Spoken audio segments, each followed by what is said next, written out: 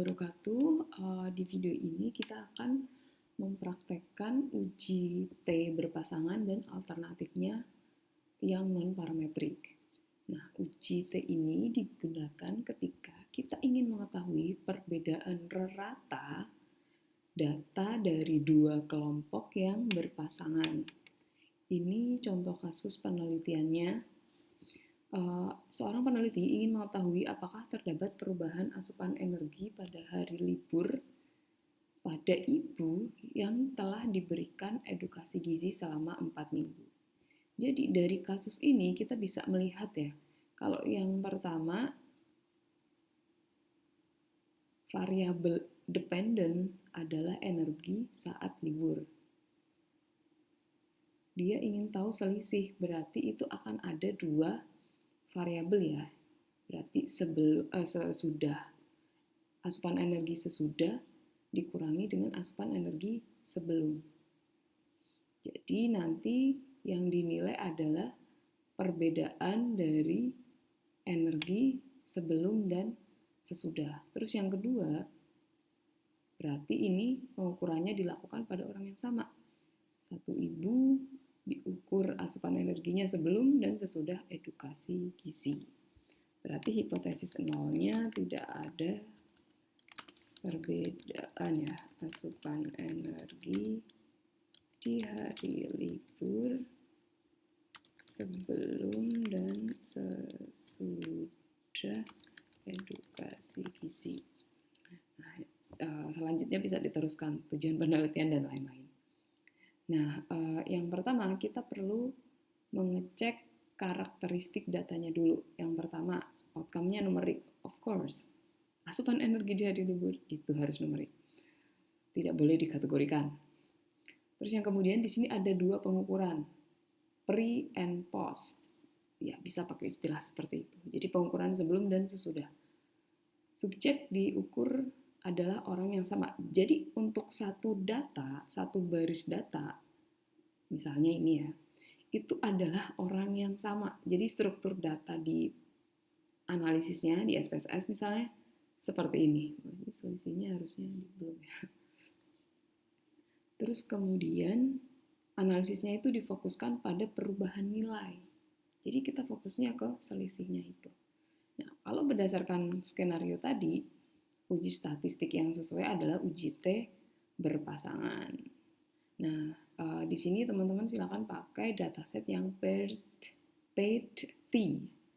Ini datasetnya sudah saya buka.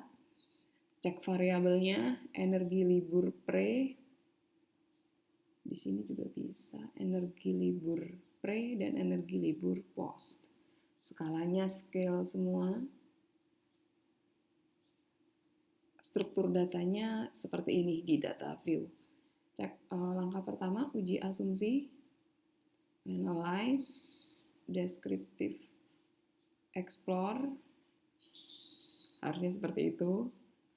Tapi karena itu kalau misalnya uji T independen ya, tapi karena ini berpasangan, jadi ada semacam karakteristik data gitu. Karena kan ini yang dibedakan dari orang yang sama ya. Jadi pasti ini ada kayak semacam nilai statistik tertentu yang memang perlu kita pertimbangkan gitu. Jadi yang diuji normalitasnya itu bukan data sebelum dan sesudah masing-masing, tapi selisih dari data sebelum dan sesudah. Makanya kita harus membuat variabel selisih. Transform, compute. Nah ini tadi karena saya udah coba ya, jadi silakan ini di bagian target variabel ditulis nama variabel yang baru.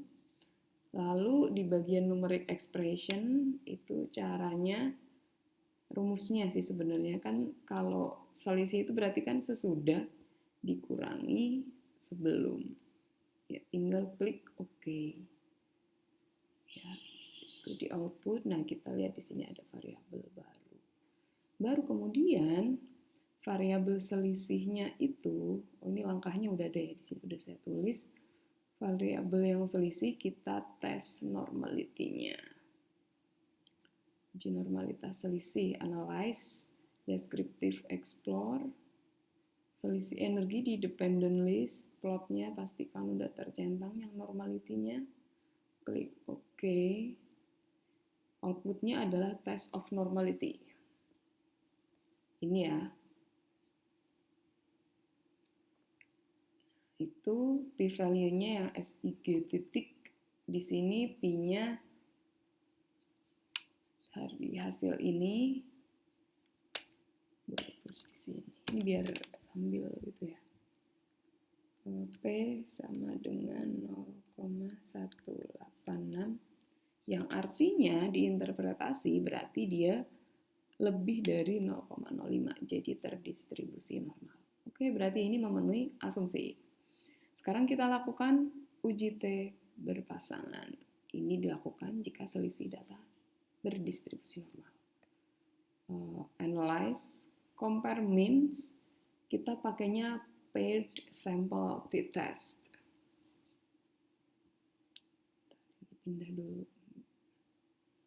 Jadi pasangannya dimasukkan, kita sekalian aja biar cepat. Jadi ini masukkan ke nih. Jadi ini sebelum dan sesudah one paired. Kalau sudah kita klik OK. Output yang dibaca yang pertama paired sample statistik. Kalau misalnya mau lihat deskriptifnya untuk paired sample statistik ini ya. Beda rata-rata dari energi hari libur sebelum itu 2065 yang sesudah 2274. Beda ya secara deskriptif. Tapi coba kita lihat untuk hasil ini uji t-test independen. Outputnya paired sample test. Yang ini ya paired sample test. Dilihat SIG yang two-tailed itu signifikan. P-value-nya kurang dari 0,01. Nah ini. Ini nilai aslinya, tapi kita cukup tulis yang ini saja.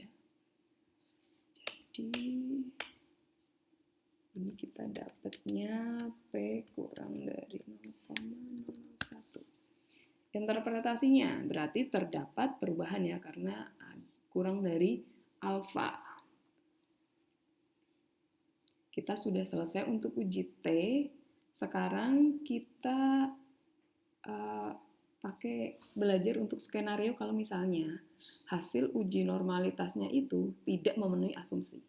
Nah, karena data ini memenuhi asumsi, berarti kita pakai data yang lain. Nah, silakan dibuka dataset yang Wilcoxon SAV. Saya udah buka datasetnya, ini seperti ini. Kasusnya sama ya, ini cuma saya ubah angkanya saja agar tidak terdistribusi normal. Nah, seperti biasa kalau baru punya dataset harus cek dulu untuk memastikan. Uji normalitas ini kan langkah awal ya. Langkahnya seperti tadi yang sama. Jadi ini karena untuk keperluan demonstrasi. Jadi ya hanya dituliskan langkah analisis Wilcoxon, tapi setiap punya variabel sebelum menentukan ujinya mana harus cek itunya dulu. Kita pakai nama selisih juga boleh. Energi pos, saya udah energi pos, ulang dari awal ini karena tadi sudah dicoba. Kurang energi pre. Oke. Variabelnya udah dibentuk, sekarang baru tes normality-nya. Deskriptif, explore, masukkan yang variabel selisih. Namanya bebas saja ini. Plotnya udah oke, continue. Kita lihat hasil normalitasnya untuk yang variabel selisih. Ini selisih, ini normalitasnya. Ya, ini P-nya kurang dari 0,05 ya. Berarti tidak terdistribusi normal. P sama dengan 0,033.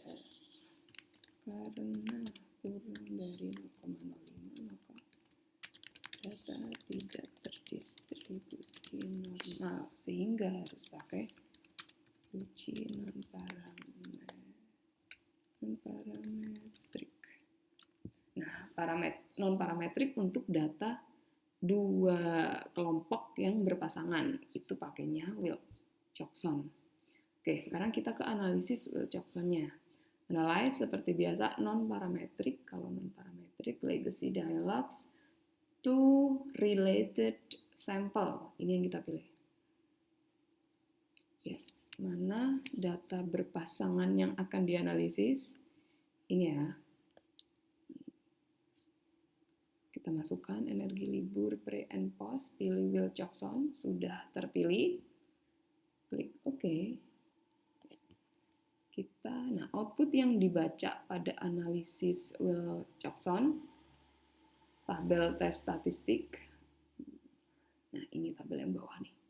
Tes statistik dilihat asim SIG two-tailed, itu p-value-nya. Jadi kalau di sini fokusnya ke p-value yang ini. P-value-nya signifikan ya, 0,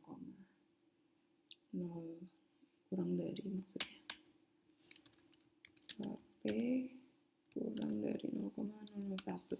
Jadi analisisnya terdapat perubahan median asupan. Perubahannya naik atau turun? Kita lihat ini. Lihat deskriptifnya yang ini. Kalau mau lihat naik atau turun. Mana sih deskriptif? Oh, deskriptif. Oh, harusnya itu. Tadi kita nggak nguji yang ini ya. Kalau mau lihat deskriptif berarti pakai yang deskriptif. Ini kalau mau dua-duanya. Ya, ini hanya untuk ini sih. Kalau untuk keperluan uji nggak perlu dilakukan. Tapi kalau mau juga nggak apa-apa. Jadi lihat nih nilai eksaknya berapa. Mediannya 21, rata minnya juga 21. Di sini 23, 23. Jadi berarti setelah itu lebih tinggi ya. Jadi setelah mengikuti edukasi gizi, asupan energinya meningkat. Itu Wilcoxon jadi signifikan ya untuk kasus ini yang kita lakukan uji coba. Nah, kesimpulan akhir, uji T berpasangan digunakan. Kesimpulan akhir jika kita pakainya uji T maksudnya. Karena datanya terdistribusi normal. Berarti ya ini, berdasarkan uji T berpasangan terdapat atau tidak, silakan isi berdasarkan p-value-nya, perubahan rata-rata sebelum dan sesudah, ditulis p-value-nya di belakang. Ini salah satu template ya, jadi nggak harus semuanya kayak gini, tapi ini salah satu caranya. Kalau Wilcoxon, jangan tulis rata-rata, tapi median. Tapi kalau ditulis perubahan saja, perubahan asupan energi, itu juga sudah boleh. Jadi ini untuk uji dua kelompok berpasangan, uji beda rata ya. Ini ada beberapa catatan penting. Jadi uji T berpasangan dan Wilcoxon itu menggunakan data yang sama. Jadi datanya dua kelompok dan berpasangan serta datanya numerik. Nah, jadi perbedaan itu terletak pada pemenuhan asumsi normalitasnya. Kita mau pakai uji T atau Wilcoxon itu ditentukan setelah uji asumsi. Jadi keputusan uji statistik ditentukan oleh data. Jadi kita nggak boleh dari awal nentuin ini itu ya. Kalau saya tadi pindah ganti dataset kan karena untuk demonstrasi saja. Tapi kalau dalam analisis harus cek data aslinya seperti apa, uji normalitasnya dulu, baru mau pakai T atau Wilcoxon. Kalau pas dibikin proposal, ya tulis dulu. Berarti kemungkinannya analis akan dilakukan menggunakan uji T berpasangan jika selisih dari nilai apa dan apa yang dibandingkan berdistribusi normal. Kalau misalnya tidak, maka akan dilakukan analisis dengan uji Wilcoxon. Seperti itu misalnya, redaksinya. Kemudian ringkasan alur. Yang pertama, kita harus memastikan kalau datanya itu data berpasangan, bukan independen untuk ini. Terus kemudian kita hitung selisih, baru uji normalitas selisih. Kalau normal selisihnya pakai uji T berpasangan, kalau tidak normal pakai uji Wilcoxon. Lakukan analisis interpretasi. Ini ada beberapa soal kuis ya, kuis singkat gitu. Kalau misalnya mau dijawab silahkan teman-teman tulis di comments. Nomor 1, 2 ya. Ada 5 soal. Ini nomor 4. Nomor 5. Ya. Di video berikutnya kita akan belajar one way ANOVA dan juga alternatif non parametriknya yaitu uji Kruskal Wallis. Sekian untuk uji beda rata pada dua kelompok berpasangan. Semoga jelas. Kalau tidak, silakan tuliskan pertanyaan di komen. Terima kasih. Assalamualaikum warahmatullahi wabarakatuh.